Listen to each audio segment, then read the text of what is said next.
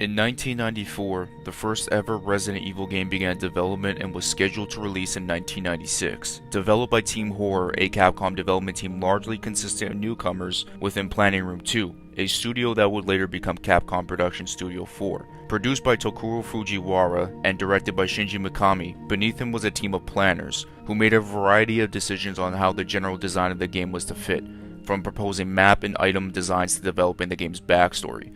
The general story involved a team of 4 characters named Beam Mercurio, Jill, Gelzer, and Dewey, who would investigate a mansion inhabited by paranormal monsters created by an evil scientist, and search for a good scientist as their overall goal. Over time, ideas changed as to who these 4 characters were, with one idea being they were civilian survivors of a plane crash. That idea would later change with them being a part of the STARS unit along with their names. Beam became Chris Redfield, Jill's original last name was Morrison, in honor of Jim Morrison from The Doors, but changed it to Jill Valentine. Gelzer was soon replaced with Barry Burton. The mad scientist villain was reworked into Albert Wesker, to be revealed as part of the Tyrant Project staff. When Capcom began plans to release Biohazard internationally, new setbacks were reached. Chris Kramer, the then director of communication, discovered that another video game as well as a band were already using the name Biohazard in the US. It was decided that the name be kept in Japan but with a new, uniform title for international release. A competition was held by the developers, who had earlier picked Biohazard out of 100 to 200 ideas. Resident Evil was the winning idea for the international name, and was submitted to the marketing team. While Kramer didn't like the title, he could think of no other ideas and the name stuck. The gameplay environment in Resident Evil consists of polygonal 3D characters placed over pre-rendered 2D backgrounds. Consequently, the game relies on predetermined camera angles to provide a view of the action instead of using a real-time camera like most games. As a result, the game employs a tank-like control scheme in which the character moves in a first-person manner. The enemies of Resident Evil 1 were zombies infected with the T-Virus, being able to use handguns, shotguns, and knives to kill them. Even more scary creatures were enemies as well, from dogs, spiders, chimeras, wasps, etc. Even crows all infected with the T-Virus. But one enemy stood out that is very underrated in today's day and age of Resident Evil, and that is the Hunter. Health is restored by using first aid sprays or healing herbs, using an item called ink ribbons to use for your typewriter to save your progress. The game gives the player control of STARS Alpha team members Chris Redfield or Jill Valentine, as they search their way out of an attempt to locate the STARS Bravo team. The characters play out similar scenarios, but they have different skills. For being the beginning of something special that would continue on for around 30 years, Capcom was still cooking other things up, the next game arguably being the best horror game sequel of all time. Beginning in development in 1997, the story differs from the previous game in a number of ways. Umbrella Pharmaceuticals had been shut down by the US government following the events of Resident Evil. Umbrella is very much still active, though the US military is striving to acquire the new Golgotha virus, aka the G virus. The police chief Brian Irons was heavily rewritten to be corrupt. Over time, the character was progressively more sadistic, and further ideas for his character were raised by the development team as a morale-building move. The cast of the game was also different from Hideki Kamiya's script, who was the director for RE2. Over time, the character of Elza Walker developed into Claire Redfield, the sister of Chris, to give a connection to the original game. To add a further air of mystery and world building, the character of Ada Wong was altered. Rather than be an Umbrella researcher as intended, she was turned into a corporate spy for the organization, a rival bioweapons developer. The music for Resident Evil 2 was composed by Masami Ueda, Shusaku Uchiyama, and Shun Nishigaki. The compositions were meant to convey desperation as their underlying theme. The game is set 2 months after the events of the first Resident Evil, in the Midwestern American mountain community of Raccoon City. Nearly all of its civilians have been transformed into zombies by an outbreak by the T-Virus, a new type of biological weapon secretly developed by the pharmaceutical company Umbrella. The game's 2 protagonists are Leon S. Kennedy, a rookie police officer on his first day in the local force, and once again Claire Redfield, a college student looking for her brother Chris. As a survival horror title, Resident Evil 2 features the same basic gameplay mechanics as its predecessor Resident Evil. The player explores a fictional city while solving puzzles and fighting monsters. The game's 2 protagonists may be equipped with firearms, but limited ammunition adds a tactical element to weapon use. The character's current health can also be determined by their posture and movement speed.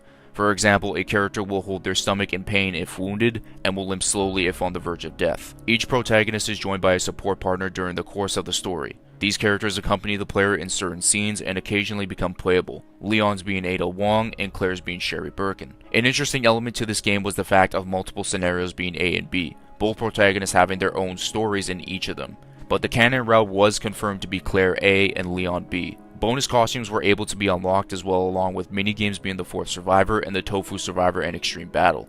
Enemies included the same zombies from the original game, but new ones were introduced as well. A tyrant stalking you throughout the RPD if you are in the B scenario, and liquor enemies who are blind but have high level hearing, being able to sneak past or go guns blazing on them. Spiders were back along with new G-Virus enemies, plant monsters, and William Birkin, the creator of the G-Virus who infected himself and caused rampage in the lower areas of the RPD and the Umbrella Laboratory. But after these events, the lives of those two would change forever, for arguably the worst. During the same time of the outbreak, however, Jill Valentine had her own nightmare as well. With Resident Evil 2 a success, Capcom was quick to take advantage and began development of a number of new titles by the end of the year. By summer 1998, Capcom was working on Resident Evil 0 for the Nintendo 64, and with Next Tech and Resident Evil Code Veronica for the Dreamcast. A third game, Biohazard 3, was being produced by Hideki Kamiya for the PlayStation, intended to be Capcom's next big game.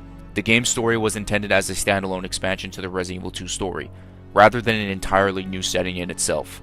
Initially toying with a new cast of characters, Shinji Mikami and Kazuhiro Aoyama agreed to go on an established character and made Jill Valentine the protagonist. Jill, until that time, had been planned as the protagonist of Code Veronica until being replaced by Claire.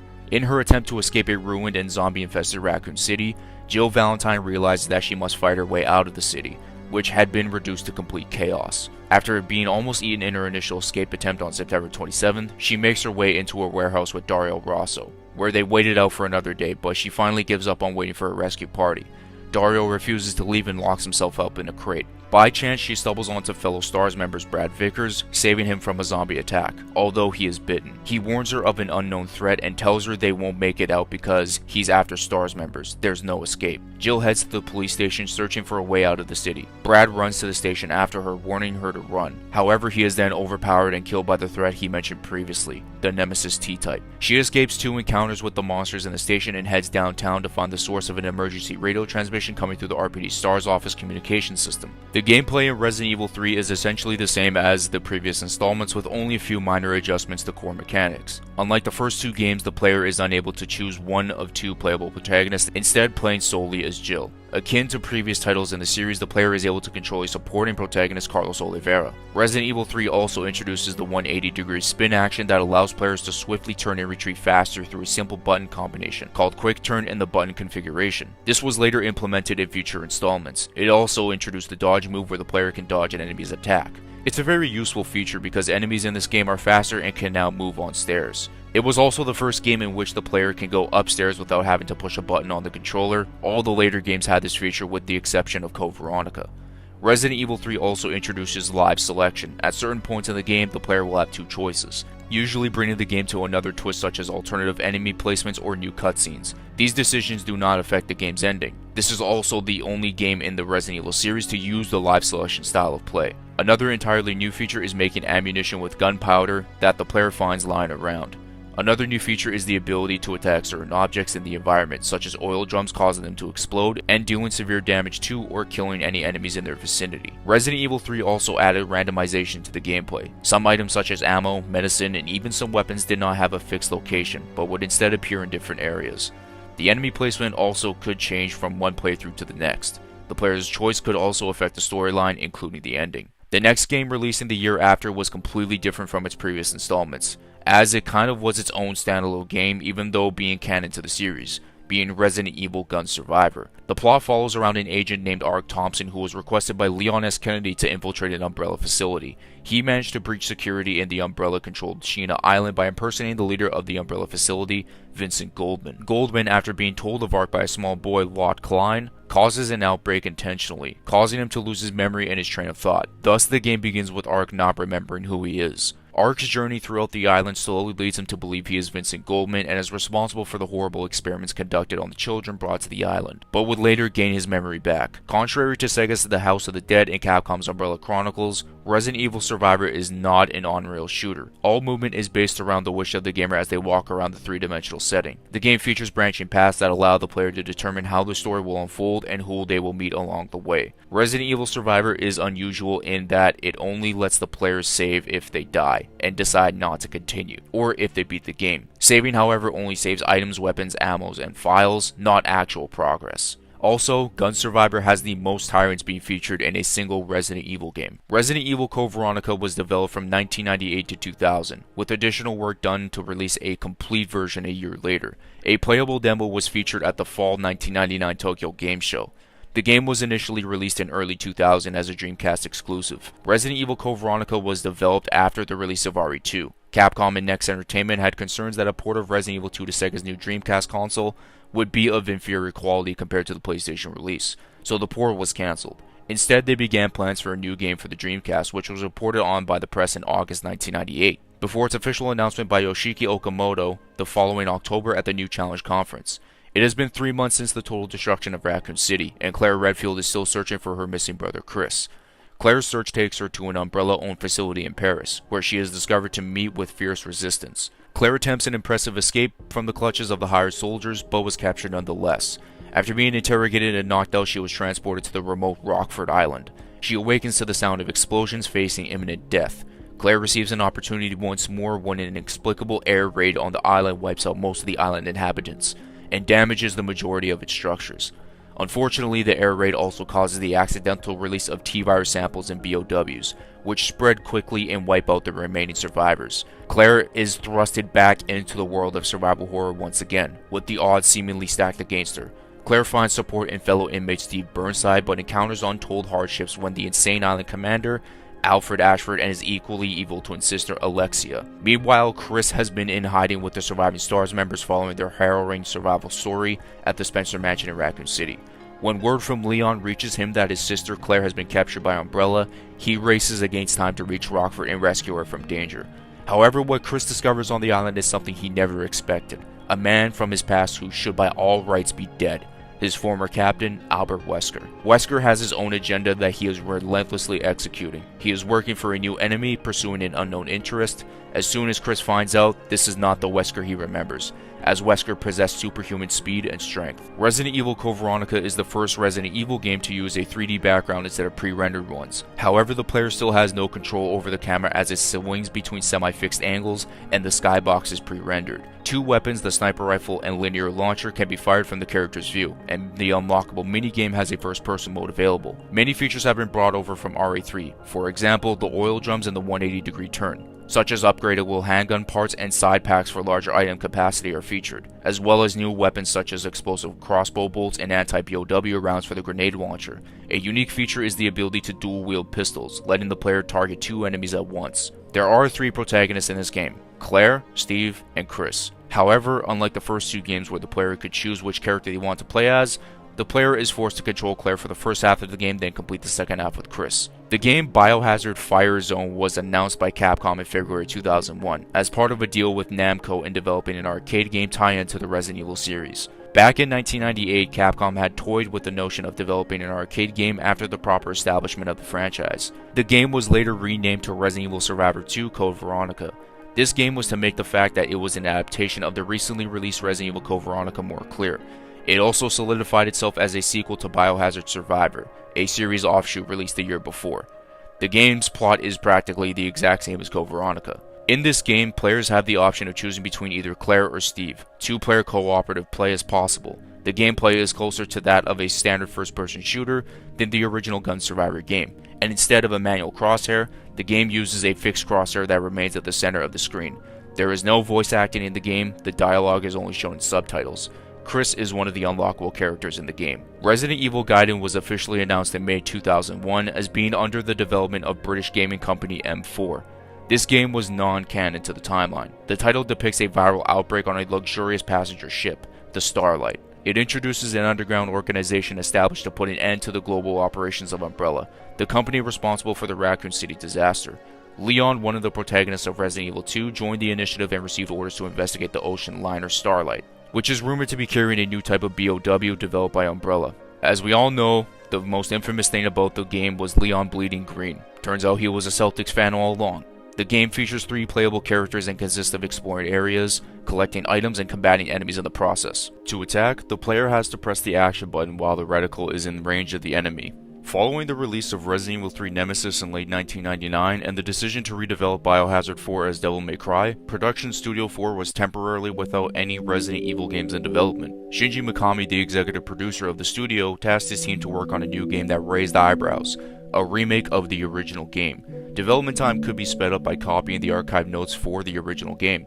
Development began sometime around October/November, with Hiroki Kato as the director, though he was replaced by Mikami himself at the end of December. The plot was essentially the same but more expanded from the 1996 game, along with the Spencer Mansion, which looked more breathtaking and chilling than before. The remake features all new graphics and sound, and also incorporates gameplay elements from the earlier installments, such as the use of body language in the 180-degree turn, while the overall plot remained mostly unchanged with the exception of adding the George Trevor diaries, and in the case of the Barry Lives ending, the implication that Wesker managed to escape into the night. Several new areas and rooms were added to the game, including a graveyard and a cabin in the woods. In addition, some areas were condensed, such as the room where the Tyrant and Wesker were in, which were originally two separate rooms but were combined in the remake. It also included one of the most terrifying enemies with a heartbreaking backstory, being Lisa Trevor. Work on Resident Evil 0 began shortly after the release of Resident Evil 2. Studio 3, which was interested in the 64DD system, initially wanted to develop a Resident Evil game for that platform, but eventually moved to cartridge format due to the 64DD's poor sales. Although the game was originally planned for a late 2000 release, development slowed down due to storage problems. Purchasing larger ROM chips would have made the game more unprofitable. When the GameCube was announced in mid-2000, Capcom purchased new SDKs, and development of the game restarted on that console. In September 2001, following the GameCube exclusivity announcement for RE0, Shinji Mikami clarified to the press as to what it detailed, along with confirming that Resident Evil was to be remade and not simply ported. Resident Evil 0 was to be released within a year of the first GameCube port, marking it as late 2002. On the evening of July 23, 1998, an Umbrella-owned train, the Ecliptic Express, travels through the Arclay Mountains, where several Umbrella facilities are located. Observed from a mountaintop by a mysterious man singing a choir song, the train is attacked by a swarm of leeches, which break through the windows and attack the passengers. 2 hours later, Bravo Team flies over the same mountains. Bravo Team searches the area and discovers a wrecked Marine MP vehicle. The drivers are dead, and Billy Cohen, who was being transported as a prisoner, is missing. Assuming that Cohen killed his guards and escaped, Captain Enrico Marini orders the team to search for him. While searching the Raccoon Forest, Rebecca Chambers, the team's medic, discovers that the Ecliptic Express has come to a halt and its lights are out. Upon further investigation, she finds bloodstains on the seats and is suddenly approached by a passenger who awakens from his slumber, being a zombie. After she escapes, she finds Billy armed with a gun and is uncooperative. Reading through files, Rebecca revealed that Billy was sentenced to death after killing 23 people and was put in a psychiatric hospital. The train begins to move in what is discovered to be an operation by the Umbrella Security Services Delta Team. They have been tasked by Doctors Albert Wesker and William Birkin to move the train for investigation into the attack. The men are then attacked by leeches and quickly turned into zombies, leaving no one in control of the train. As it moves through the mountains, the train picks up speed. Realizing they might derail, Billy and Rebecca manipulate the brakes on the front and rear of the train, crashing it but surviving and later ending up in the Umbrella training facility. The gameplay was very similar to RE1 Remake, but it had its own unique features which were very polarizing. The player controls both Rebecca and Billy. Both characters can travel together, with one character being controlled by the player and the other by the computer, or split up and search separate areas, each at the same time. This dual control is central to solving some of the puzzles in the game. The difference between both characters is that Rebecca can acquire chemicals with her mixing kit and can get into tight spaces, but is more fragile to enemy attacks. In contrast, Billy can handle heavy objects, has an oil lighter, and can sustain more damage than Rebecca, but cannot mix herbs, and also aims a lot better. But the most intriguing feature was no item boxes, as its previous titles had them. Players encountered a new challenge without them, however you can drop items and pick them back up once your inventory space is free. Resident Evil Outbreak started off as an early concept sometime after Resident Evil 2, developed by Noritaka Furumizu. It was a multiplayer minigame that pit the players against various BOWs. Using the power of the PlayStation 2, Outbreak was designed to load 3D backgrounds which would be explored with a dynamic camera fixed onto a rail. This concept was also shared with 2000's Resident Evil Code Veronica and 2001's Devil May Cry. In each level, the player would begin with 2 partner characters. These partners would play the game autonomously, picking up items and fighting enemies. Each playable character has its own stats that affect it. The most significant is the virus gauge, which dictates how fast the T-virus is spreading in the character's body.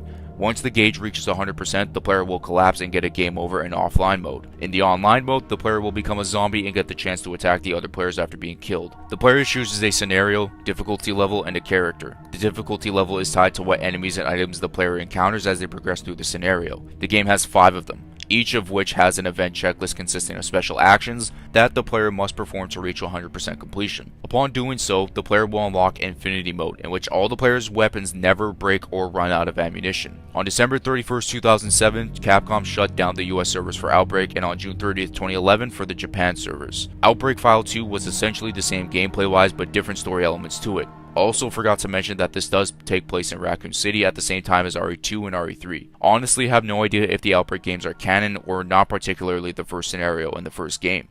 However, the developers of Capcom were stating that they were getting bored of creating the same formulated games over and over, and something had to come through being brand new and fresh to the series. The next Resident Evil game would not only change the series forever, but would have an impact on gaming as a whole, but more importantly, save the franchise that is so beloved today. Resident Evil 4 underwent several significant alterations during its development, which began in 2000. The game was always intended to be a new kind of Resident Evil game that would fully utilize the power of the current generation consoles. However, due to setbacks such as discarded scripts and models that used more RAM than any console was capable of loading, Shinji Mikami was put under enormous pressure by Capcom to remove the previous director and take over the duties himself. In fact, Capcom warned him that they would not make any new Resident Evil titles if the game did not sell well. As a result, the development team felt depressed and was hard to motivate after the game shifted focus to an action-oriented style. Mikami was inspired by Onimusha 3, a game he enjoyed playing but felt could have been better with a different view. He decided to place the camera behind the playable character at all times, creating what we all know as the third-person camera perspective. Granted, it was used in different video games, but this one felt like the best one during its time, and it's still used today in modern gaming. The game's main protagonist is Leon S. Kennedy, one of the few survivors of the Raccoon City incident, who was recruited and trained by the US government to become a special agent after they learned of his actions in Raccoon City. Now an agent for a special security agency, Leon is sent to Spain on a mission to rescue Ashley Graham, the president's daughter, who had been kidnapped by a mysterious cult organization. He meets Luis Serra, a former Los Illuminados researcher, who aids Leon on his mission. By examining Serra's notes, Leon discovers that Los Illuminados gain control of their subjects by implementing a mind-controlling parasite, known as Las Plagas, into their bodies.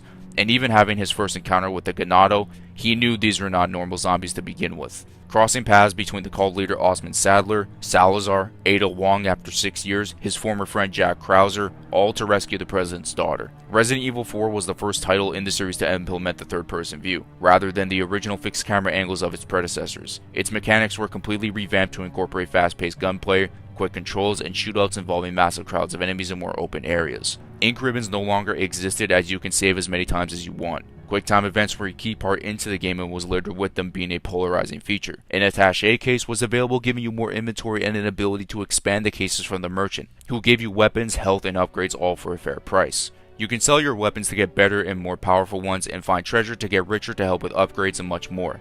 This I do believe holds the record for the most ports for a Resident Evil game being on a numerous amount of consoles. The aiming mechanics didn't feature a crosshair but a laser sight, which was implemented in future installments, but I believe the Nintendo Wii version did not feature the laser sight. Bonus modes such as the Mercenaries, Assignment Ada, and Separate Ways were all mini-games, Separate Ways being Ada's story from her perspective. In 2006, another retelling of the first Resident Evil game release being Deadly Silence, mostly to commemorate the 10th anniversary of the series. There are many new features added into Deadly Silence, including knife battle sequences seen from a first-person perspective in which the player must stab enemies in the face by swinging the knife via the stylus. The player can also shake off enemies by using touchscreen and stab a zombie, instead of merely pushing away the enemy. There are two modes known as Classic and Rebirth mode, all for the Nintendo DS. The game makes use of the console's dual screen display, with the top screen used to display the map, along with the player's remaining ammo and health, determined by the color of the background, while the bottom screen displays the main gameplay as well as switch to the player's inventory. In 2007, the Umbrella Chronicles released.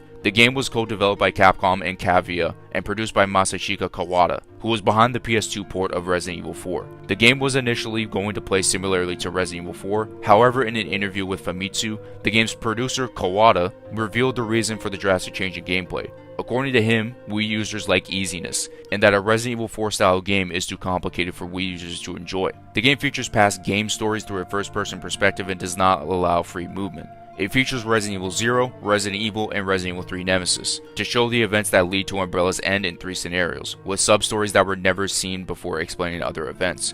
It retcons several events through the series and is narrated by Albert Wesker. There is also a final scenario unlocked after beating the past 3 called Umbrella's End. It features an original story set in a Russian Umbrella facility in February 2003. As the name implies, it ends Umbrella once and for all. The game also features a whole new character named Sergei Vladimir, an Umbrella officer and head of the UBCS who hails from Russia. He serves as the game's main antagonist. He has a crucial role in the last scenario and has several appearances through the aforementioned sub-stories. Playable characters include Chris Redfield, Jill Valentine, Carlos Oliveira, Rebecca, Billy, Ada, Wesker, and Hunk. This is a unique game which combines those past 3 games I mentioned into a first-person rail shooter. The Umbrella Chronicles is an on-rail shooter. Players can use their Wii remote to target and shoot like they would in a light gun shooter. The game is also compatible with the Wii Zapper. Players follow a preset path, shooting enemies and picking up optional weapons and health items, occasionally choosing between multiple paths. The Wii remote can be used to activate melee weapons against enemies where the camera shifts to a third-person view, or use time button presses in certain cutscenes to evade traps or enemy attacks.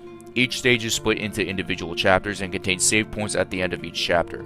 Stars are obtained at the end of each stage based on the player's performance, which can be used to upgrade weapons. Resident Evil 5 was developed from 2004 to 2008 as an ambitious Capcom project, relying on international outsourcing for high-quality motion capture, cinematics, and music. The game was produced by Jun Takeuchi and Keiji Inafune as their first next-gen Resident Evil title as the 6th generation came to an end, entering the PlayStation 3 era. The core theme was conceived as fighting a horde of enemies in a bright African environment with enemies jumping out of the shadows, with gaming mechanics adapted from Resident Evil 4 as it was positively received. Over the course of the game's belated development, a number of rewrites were made to the script and various ideas were replaced and condensed. The story nonetheless went through several redrafts between 2005 and 2007. One such draft involved Jill stabbing Wesker's eye, causing him to have a glass eye as a replacement, which would function as his true weakness.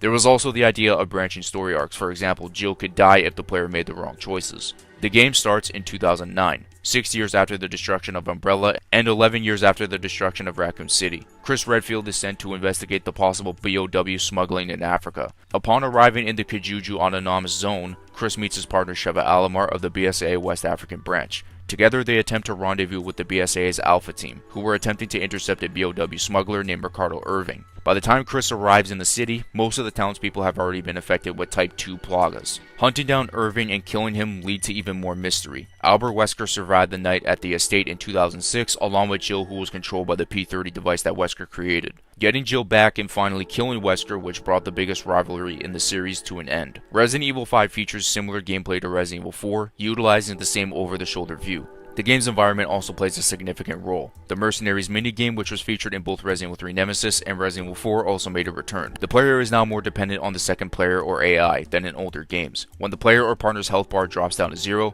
he or she will enter the dying stage, where the health bar will flash red and gradually lower as you prolong the stage.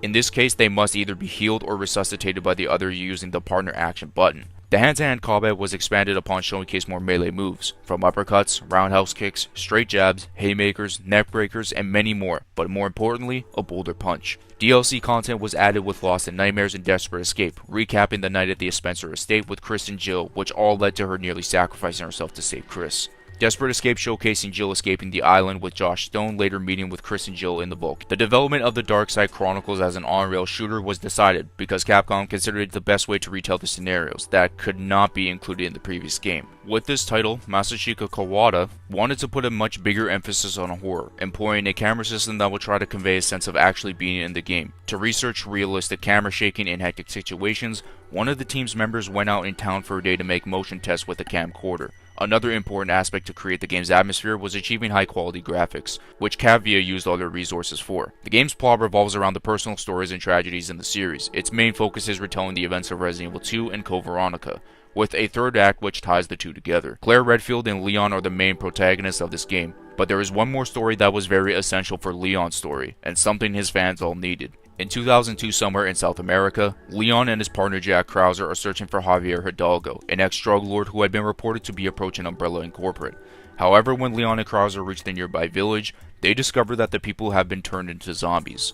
Their village guide was taken away from a BOW and encountered a mysterious girl named Manuela. She was later revealed to be Javier's daughter. The game is an on-rail shooter that can be played in couch co-op, very similar to the Umbrella Chronicles, but had some small gameplay differences. There is now a reloading animation shown on screen that displays the character's current weapon being reloaded. Costumes can be unlocked. The perfect headshot hitbox is much smaller than it was in UC, and it will still get smaller the higher the difficulty is, and a lot more.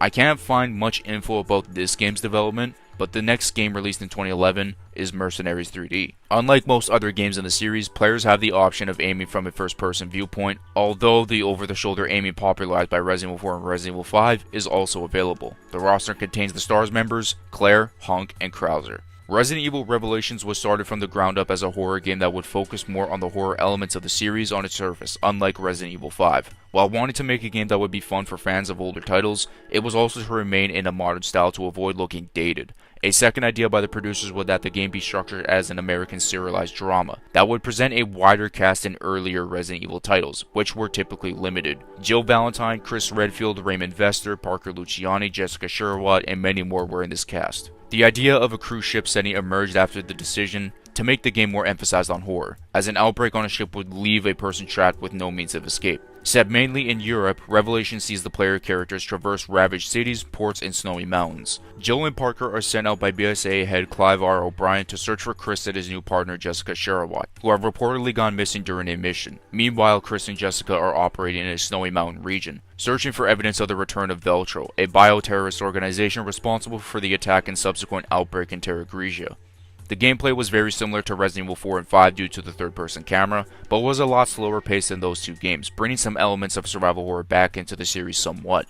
The main enemies that are encountered in the game are ooze, mutated zombies created by the T-Abyss virus.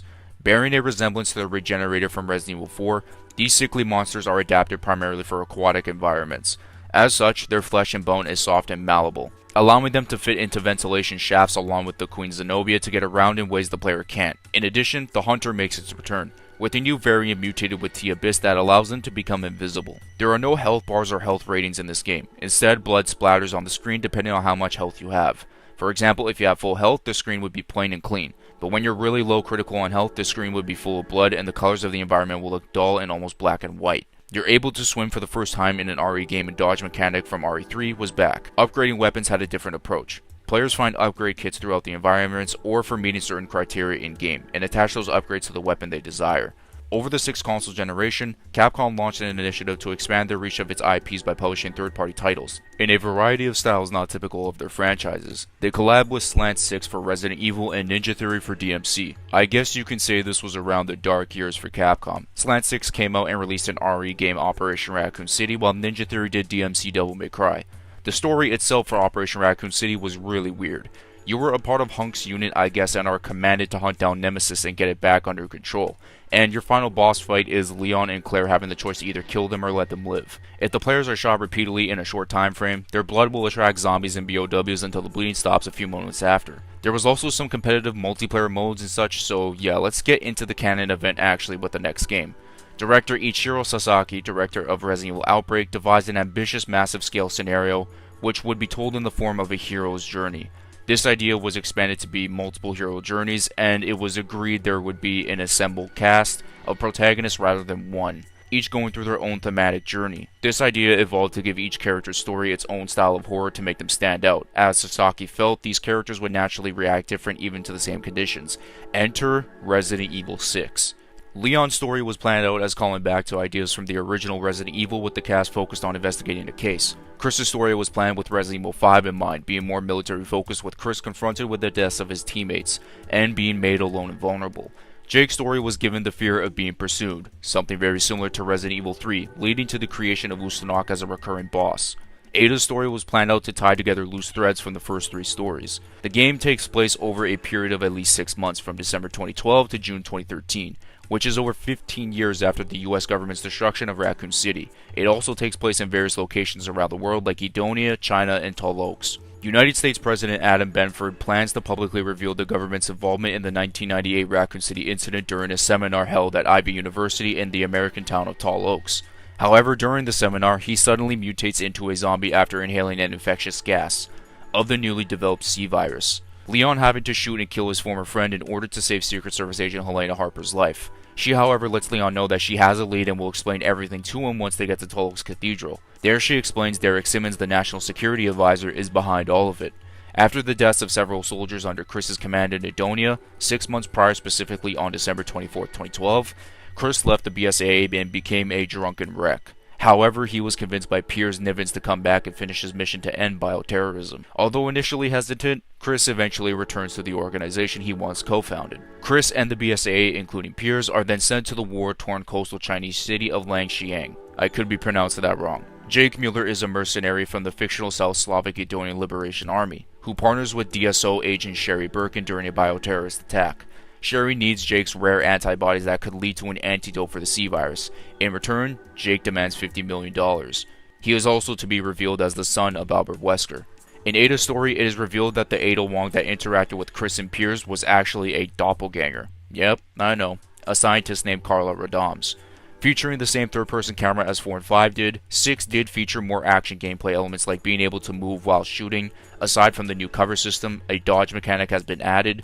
Players will be able to dive backwards or slide forward, as well as diving from one side to another. While laying on their back, the player is able to crawl forward or backward as well as roll to any side with the added benefit of stamina recharging faster than when standing. The new slide move can be used to move quickly past enemies. Another new mechanic is the quick shot ability. This enables players to perform a rapid shot from their equipped weapon with the cost of 1 stamina bar. The third new mechanic is the counterattack, in which the player is allowed to counter an enemy's attack when the opportunity arrives with the quick time event. You can combine herbs into pills. Hand-to-hand combat can be used with R2 or RT. Instead of upgrading weapons, you can use skill points to upgrade your character instead. You can unlock infinite ammo later on the more points you have. Work on Resident Evil Revelations 2 began soon after the release of Resident Evil Revelations, produced by Michitaro Okabe and Masachika Kawada. It was envisioned as a cheaper title that would cater to the more classical game style older fans would appreciate, while the big budget titles would continue to focus on keeping a wider audience. The name itself was decided sometime after production began, and the pitch concept art had already been represented. Inspired by Telltale Games' The Walking Dead, Okabe had the project developed not only as an episodic story, but one that would be released in parts weekly like a real TV show to drive audience interest, just like Resident Evil Revelations 1. This would also drive sales in Okabe's mind, as non-traditional games may be tempted to test out the game by buying only part of it. Claire Redfield, senior member of an anti-bioterror organization TerraSave, attends a commemoration party in the TerraSave headquarters. Claire meets her new partner, Moira Burton, the older daughter of BSAA advisor Barry. The party didn't end well as planned, as a group of masked assailants raid the headquarters and have Claire, Moira, and many other attendants captured. When Claire comes to her senses, she finds herself stranded in an abandoned prison with Moira. They are not alone, however, as mysterious savage human monsters begin to stalk them through the labyrinthine prison. On their wrists, a bracelet was installed, through which a female known as the Overseer directs them around the compound, reciting poetry-like quotes, making their way to the prison's communication tower. They discover that the prison is located on an island. Much to their shock and disbelief, they even doubt the distress message they sent through the tower's radio system would reach anybody. Claire was found floating around the island sea, now known as Cian Island. She is sent to the mainland's hospital, where Barry Burton attempts to question Claire about his daughter's whereabouts before she was immediately taken into the intensive care unit, to no avail. 6 months later, with Moira's SOS message recording in hand, Barry heads out to the island alone. The first name Barry encounters on the island is Natalia Corda, a mysterious but normal-looking girl who appears to have lost her mind. Barry insisted that Natalia should stay on his boat just in case she's in danger, but soon learns that Natalia possesses an uncanny ability to detect the BOWs on the island, even the invisible ones. She directs him to a ruined tower where she claimed Barry's daughter went 6 months before. Upon arriving at the ruined tower, they found a painting between Albert Wesker and a blonde woman. Natalia points out that the blonde woman was Alex Wesker. Much like Revelations, the sequel bears a stronger tone to the concept of survival horror than titles such as RE5 and 6, which Capcom admitted erred on the side of action very strongly. Elements of ammunition management as well as stealth or sneaking come into Revelation 2's gameplay. Revelations 2 returns to co-op in its campaign, however it was revealed that the co-op is for local offline play only. The title also includes the return of partner zapping, a concept that was only previously seen in Resident Evil 0. With this, players who are playing solo will be able to freely switch between the two characters, Claire and Moira, Barry and Natalia. Each character has its own unique style of play. Claire is responsible for the firearms such as the handgun and shotgun and whatever the case may be that she comes across in the prison facility or the island, as well as a knife she is able to use freely.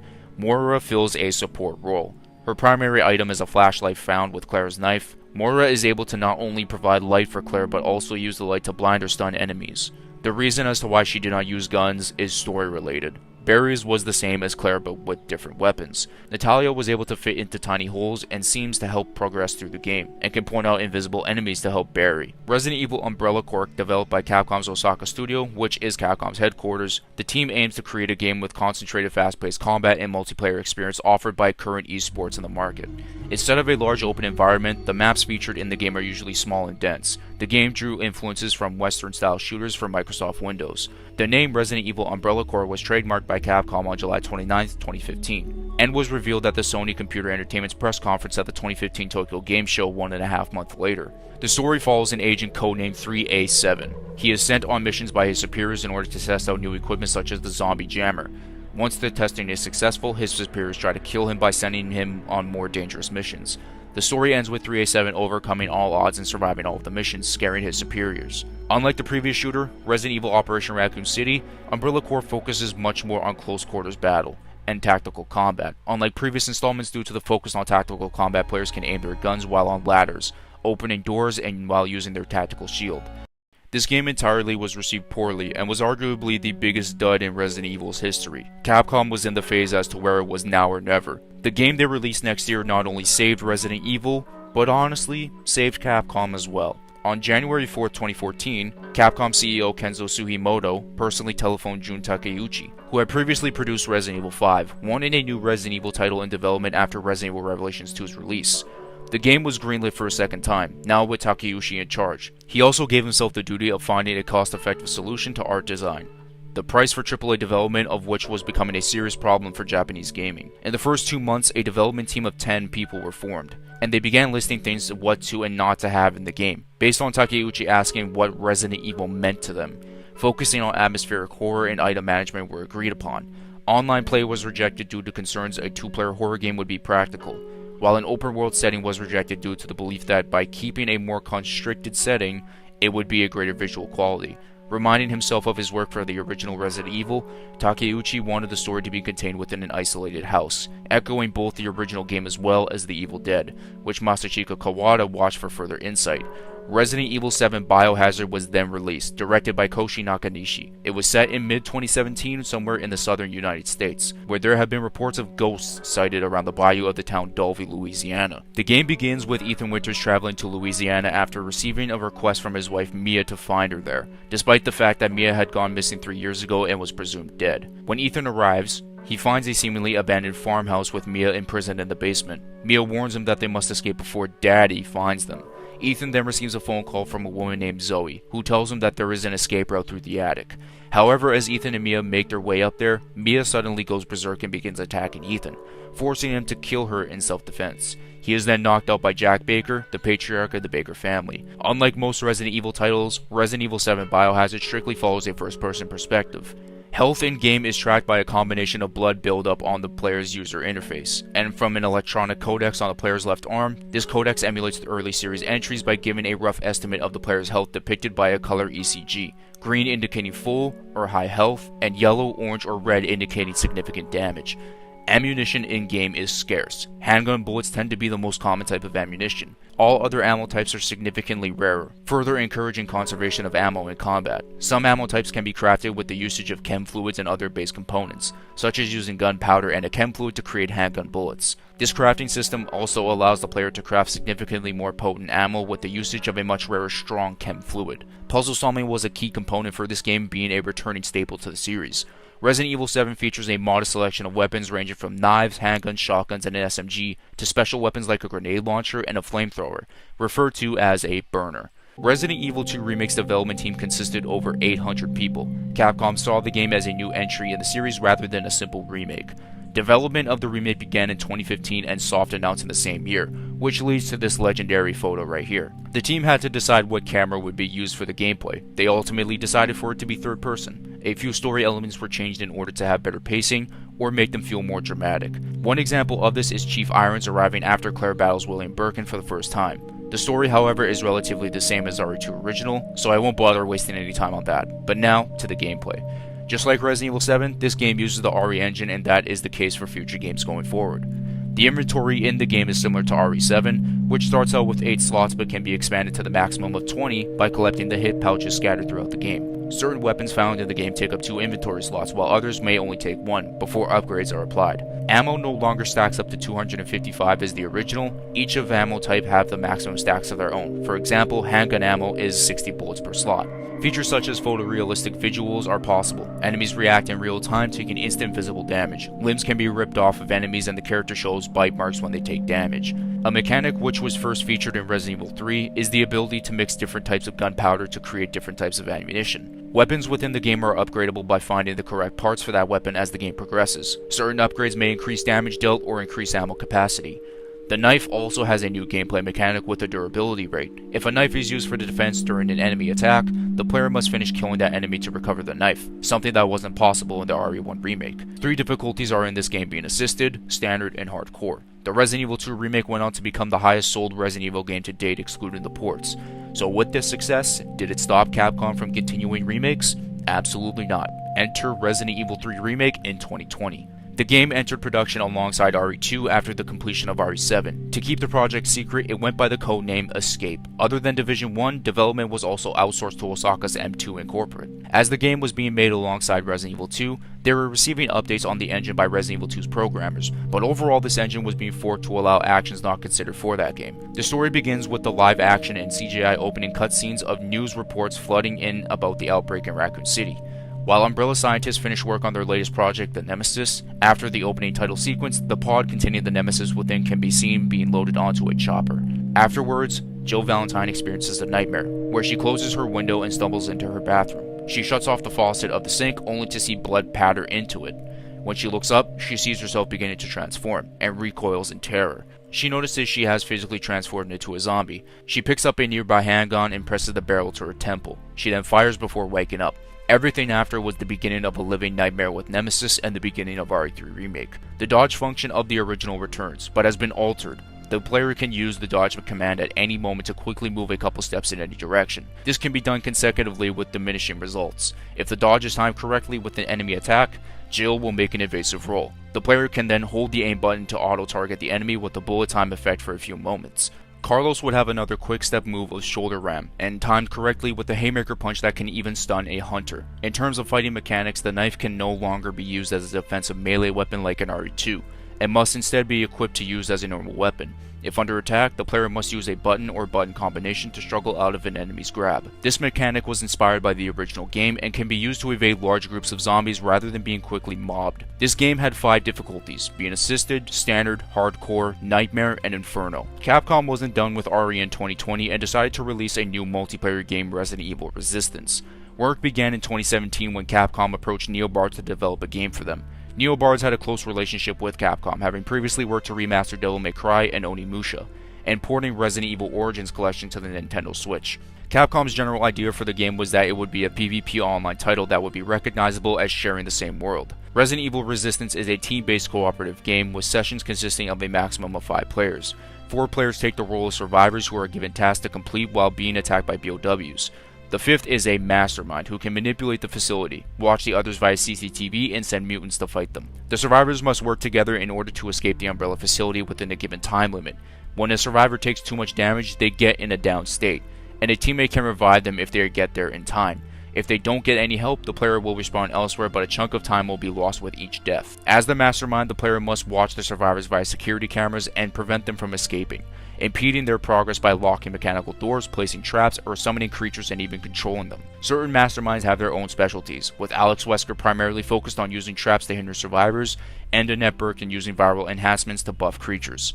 Resident Evil Village entered production around August 2016. 3 months before the completion of RE7 and 6 before its release. It was agreed on from the start that the game should be a continuation of that game's story. In designs for the village itself, art director Tomonori Takano was tasked with creating a foreboding environment that would have its effects even in the daytime setting. Feeling the story might become complicated for the player to remember, a storybook was designed that the player would read to get a summary. That book was known as Village of Shadows. Unlike many other games which are pitched as standalone stories, unrelated to their predecessors, it was already being considered in 2016 that RE7 should have a sequel which would continue Ethan Winter's story. Rather than him being a blank slate for the player as intended in that game, it felt that Village would treat him as a more lively character. The story takes place in February 2021, 3 years and 6 months after the events of RE7 in Dulvey, Louisiana. Ethan and his wife Mia have relocated to the parts of Eastern Europe courtesy of BSAA captain Chris Redfield, where they have been laying in cover for years. During those years, Ethan took courses in military training, and they conceived a child named Rosemary Winters. When she is preparing for dinner, Ethan remarks her as someone who has gone full native. Mia tells Ethan to stop worrying. He remarks recent events moving really fast. For example, Dulvey. He and his wife have an argument about the events that happened there and how Mia wants to forget it. Mia is suddenly shot in the shoulder before she is gunned down as Ethan heads for cover. Ethan realizes that the attack was carried out by the rogue BSA Hound Wolf squad led by Chris Redfield, who finishes off a weakened Mia in front of Ethan. Ethan is forced to go with Chris and was knocked out, leaving them no choice. Ethan awakens at his overturned convoy, with the guards dead and Rosemary nowhere to be seen. He picks up a nearby ringing phone where he demands the caller to divulge Chris's and Rose's location, only to be denied an answer. He then sets off to a nearby trail filled with blood and dead carcasses. He stumbles onto an old shack and starts to explore the nearby surroundings. He comes across a large village. The game is designed in a similar manner as 2017's Resident Evil 7 Biohazard, being a first-person game with survival horror gameplay mechanics. Blocking can be used to reduce damage, and Ethan now has the ability to push enemies away. Some enemies have been revealed. The Lycans are humanoid enemies with canine attributes, invoking a mutation comparable with werewolves. These enemies can hunt the player in packs to be more dangerous. They can also use melee weapons and ranged weapons to attack Ethan. Like Resident Evil 4 and 5, this game uses its own currency mechanic, the name of Romania and Moldova's respective currencies. The merchant returns in this game, known as the Duke. He can sell weapons, ammo, healing items, and additional inventory space to Ethan. He can also upgrade Ethan's weapons and cooks food based on ingredients given by Ethan. The 4 difficulties in this game are Casual, Standard, Hardcore, and Village of Shadows. Division 1 General Manager Jun Takeuchi became interested in both a Resident Evil 3 and Resident Evil 4 remake around 2016 during development of RE2 Remake. While it is known work on Resident Evil 3 began immediately at Capcom subsidiaries, Division 1 producer Yoshiaki Hirabayashi started work in late 2018, with co-directors Kazunori Kadoi and Yasushiro Ampo, who were each wrapping up their work on Resident Evil 2 at the time. The two co-directors were initially reluctant to work on the project, fearing that the original RE4 had such high prestige that any miscalculation in the remake would result in huge negativity to the fans. The dev team made sure to replay the game before meetings to maintain a fresh memory. In an unknown location deep within the Val de Lobos village, a group of Los Illuminados cult members surround a young woman marked with sacrilegious symbols. They prepare to sacrifice her, chanting mantras and prayers. The woman is forced onto a stone altar where a cult member decapitates her, allowing her blood to soak into the cult symbol. In 2004, Leon is dispatched to Val de Lobos, a remote mountainous village in Spain. The US Secret Service receives credible intelligence suggesting that Ashley Graham, codenamed Baby Eagle, and the kidnapped daughter of President Graham was last seen in the area. You guys know how this story goes. Unlike the original, QuickTime events barely feature. They are replaced by Parry and Evade, which allows the player to avoid attacks by using their currently equipped knives to prevent enemy attacks or avoid them altogether. Like in the original, enemies can be staggered by shooting them in the head or legs, causing them to stumble for a short period of time, leaving them open to a follow-up attack. The player can press a prompt to perform a powerful follow-up attack, dealing great damage to the stumbled enemy and knocking any nearby enemies in the process. Not all attacks can be negated by parry. Some attacks, such as from scythe-wielding cultists or brutes, require the player to evade. The game has a durability system similar to that in Resident Evil 2. Leon's knife is used in a similar manner, able to damage enemies, open wooden boxes, and parry. However, the knife will deteriorate over time, and parrying the chainsaw costs its significant durability. However, players can have multiple knives in their inventory. The combat knife can be upgraded and repaired. The merchant makes a return in this game, functioning as a shop. Players can send pesetas to buy or upgrade. Key items that have served their purpose can be sold to the merchant. Treasures return in this game, which can be sold for a hefty sum of pesetas to the merchant. A new feature within these treasures is the ability to combine different gems in an attachable treasure, giving bonus upon selling. Ashley Graham no longer has a health bar. Instead, if she takes too much damage, she'll enter a down state and have to be revived. According to Capcom representative, this change was to make Ashley feel more like a natural companion and less like a second health bar to babysit. Brutes are a new type of enemy featured in this remake. They are large, tougher ganados armed with powerful weapons, and comes in two types. The hammer is mostly encountered in the village, while the gun version is encountered at the island. Well guys, that is the entire 28-year evolution of Resident Evil video games. A new Resident Evil game has officially been announced in development, and the reveal is most likely on its way soon. So maybe I might update this video when that game comes out, who knows. But if you have made it this far into the video, I truly thank you with all my heart. This video has been in my drafts for almost months, and I'm glad I finally had the opportunity to release it to the world and letting you guys watch it. If you enjoyed this video, be sure to leave a like and hit that subscribe button for more Resident Evil content in the near future. And as always, I'll catch you guys in my next video. Peace out and much love.